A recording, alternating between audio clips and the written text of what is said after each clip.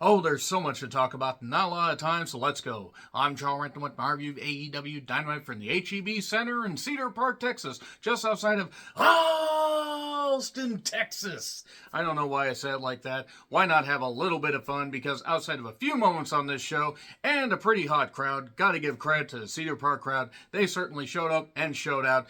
There were moments on this show that made me question, how is this show still even on the air? Honestly, I am questioning if the Warner Bros. Discovery executives even watch this program. If they even know that it's still on, they're like, oh wait, that's still here.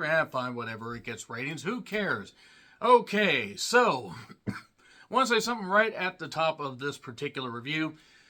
After the, big business episode of Dynamite, I'm going to, shuffle and think about how much of AEW's weekly programming I want to review going forward after that, because it is getting to where some of this is just a goddamn slog. Now, again, positives on this show. Positive. Chic always positive.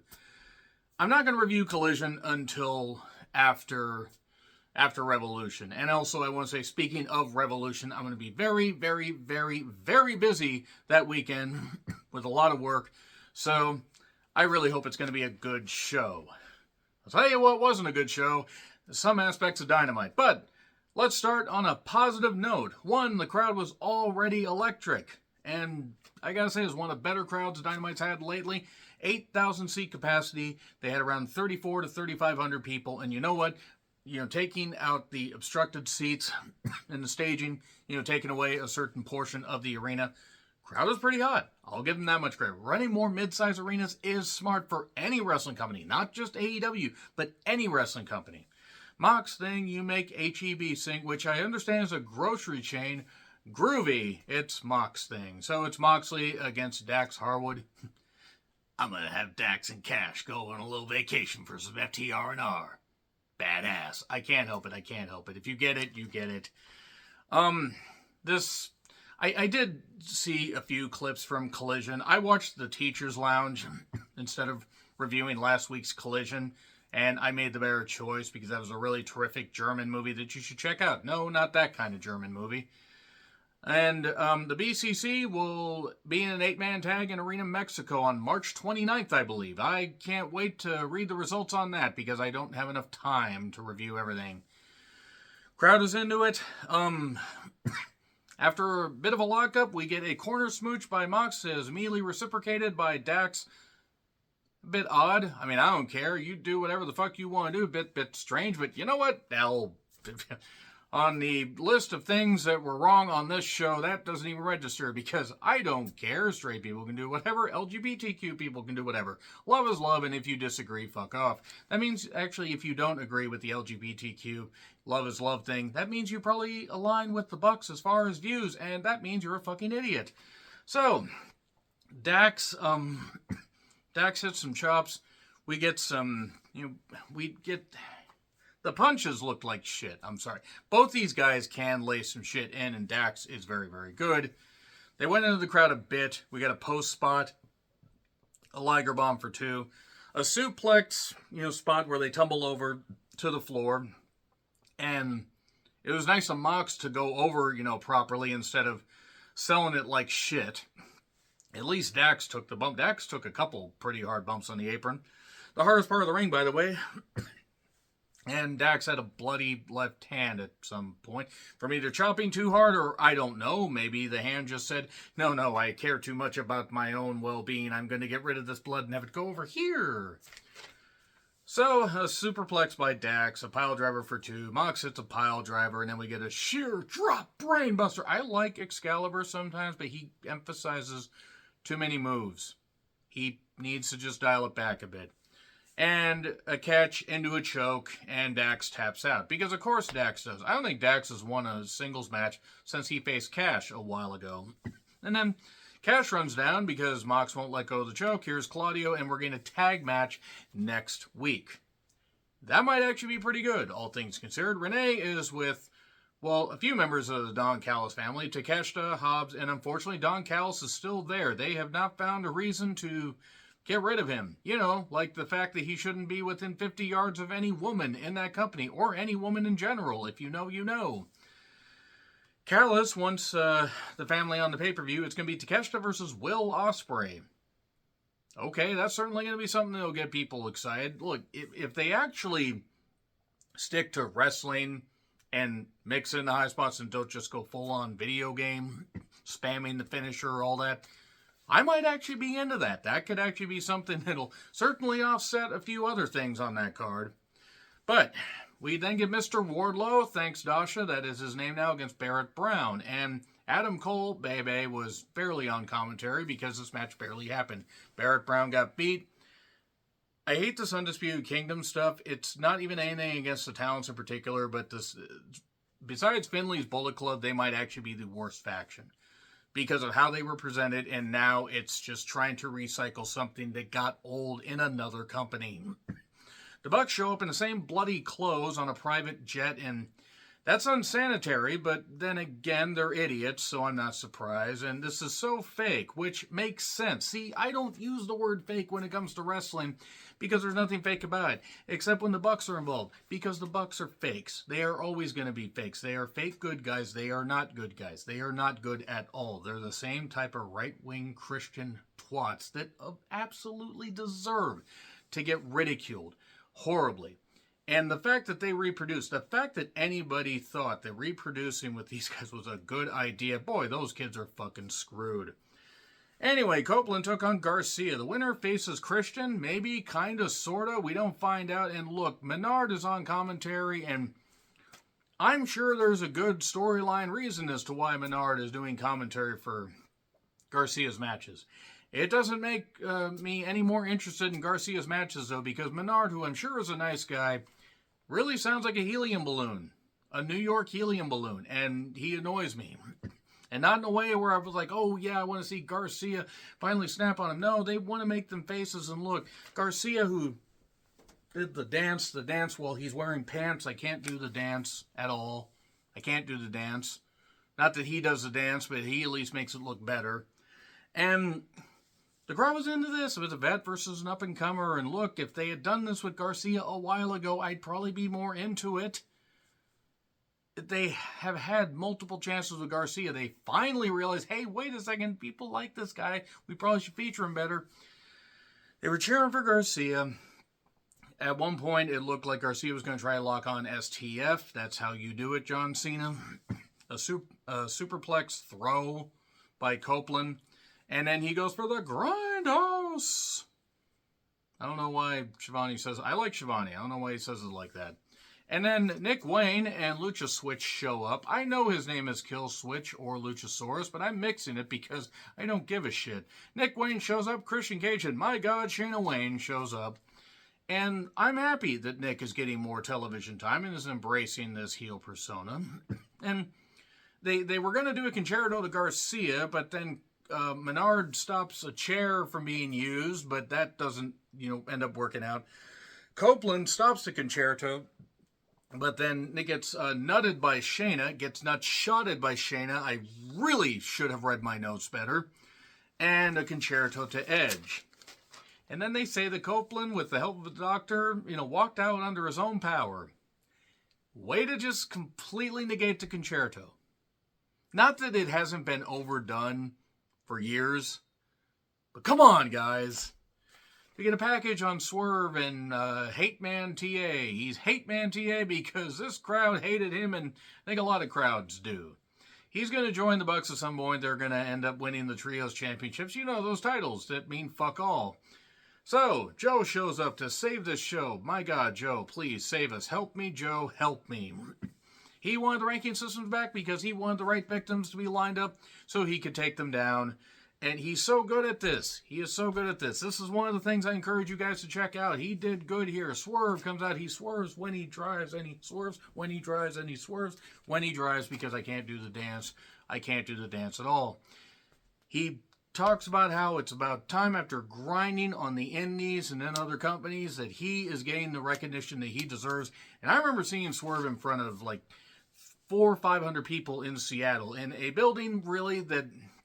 or in a room in a building, really that should have not been holding 500 people. Good thing the fire marshal isn't there at historic Washington Hall. Oops, I hope I didn't do anything to the promotion that runs at historic Washington Hall.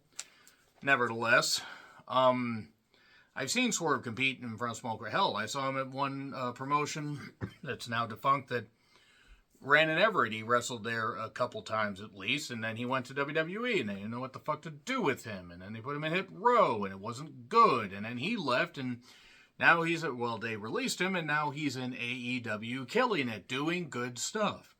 And he talks about how his hard work is going to pay off. He can be the world champion. He should be the next world champion, in all honesty. And then Hate Man TA shows up, and after what you did to me, you don't deserve another second of my time because I gave you 30 minutes and you couldn't beat me. He beat you twice. You are 0-2-1. You stupid motherfucker. You empty-headed dipshit.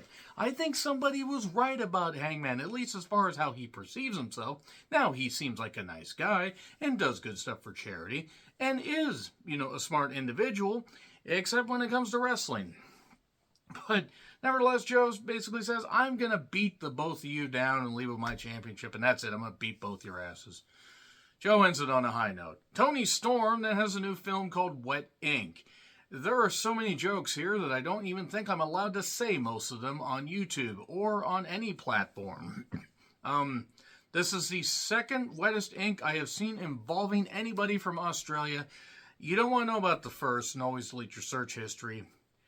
Yeah, she talked about the tattoo, and I like Tony's stuff sometimes. I didn't care for this. This wasn't egregiously bad, but it wasn't great. Deanna then basically says, I'm going to break your arm, bitch. Deanna looked great, by the way. The Bucks now have orchestral video game music, like somebody is going to be fighting a boss in an RPG. They're in the bloody clothes against Top Flight. Referee Rick Knox, so I don't know why they bother having a referee. More on him in a bit. The Bucks won in 11 minutes. I'm not going to watch anything with the Bucks and pay attention to it in detail. Are you out of your fucking mind? They aren't wrestlers. They've never been wrestlers. They're basically jokes. They're lucky that Tony Khan actually saw anything in them. Otherwise, New Japan probably wouldn't have bothered keeping them around for a big money deal. They don't deserve big money deals. I'm sorry. They didn't revolutionize wrestling. They have been a detriment to professional wrestling. They have been good maybe in 5% of the matches they've had in the last number of years. Those that like the Bucks, you can like them all you damn well want. I find them to be, quite frankly, cancerous to professional wrestling. And they're not good people, just want to say that once again. Shivani interviews the Bucks, and they're going to be fining people, and Darby and Sting, they're going to be facing them at Revolution, and then they feign that they're going to attack Shivani, which would mean something if the Bucks weren't jokes.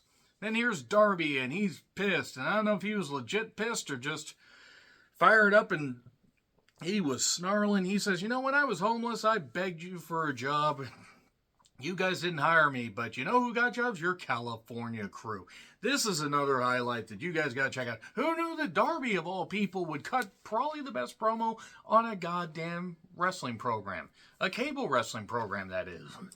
And he basically says, thank God there was an EVP here who had a brain. And that led to Cody chants. And I imagine the Bucks were pissed about that. I imagine they were.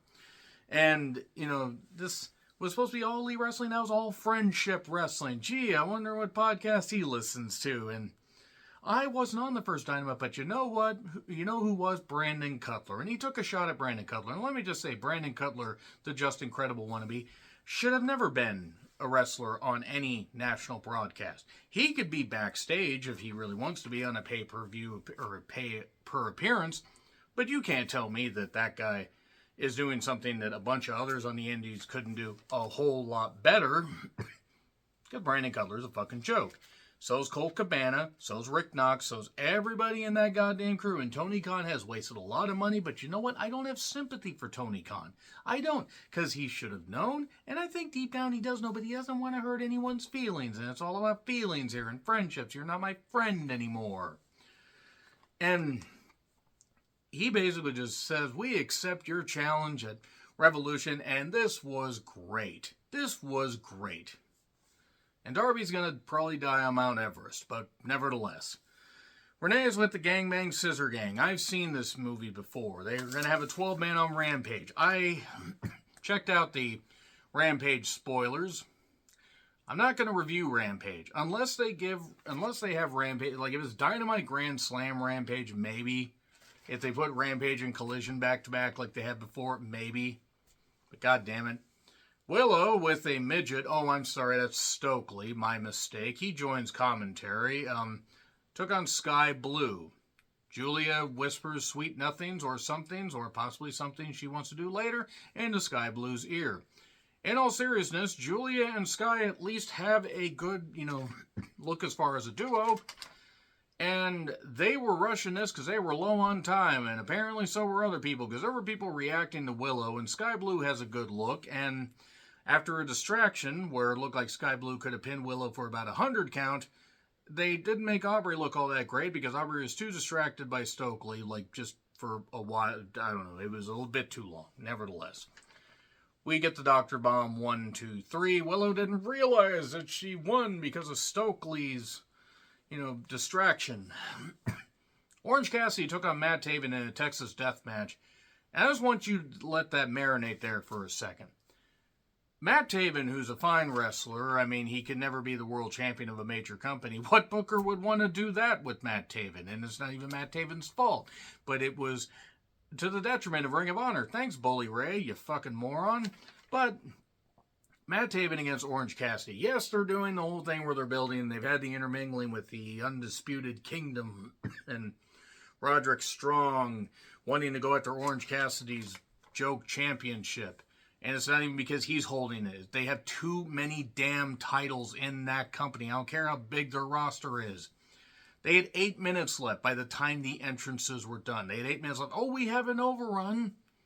My DVR records it, but how many of your guys' DVRs record the overrun? I'm genuinely curious. So, they went to the crowd within 1 minute. We got an elbow drop by Taven as we got back from the break.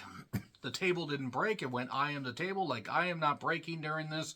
But it did break. Cassidy got busted open.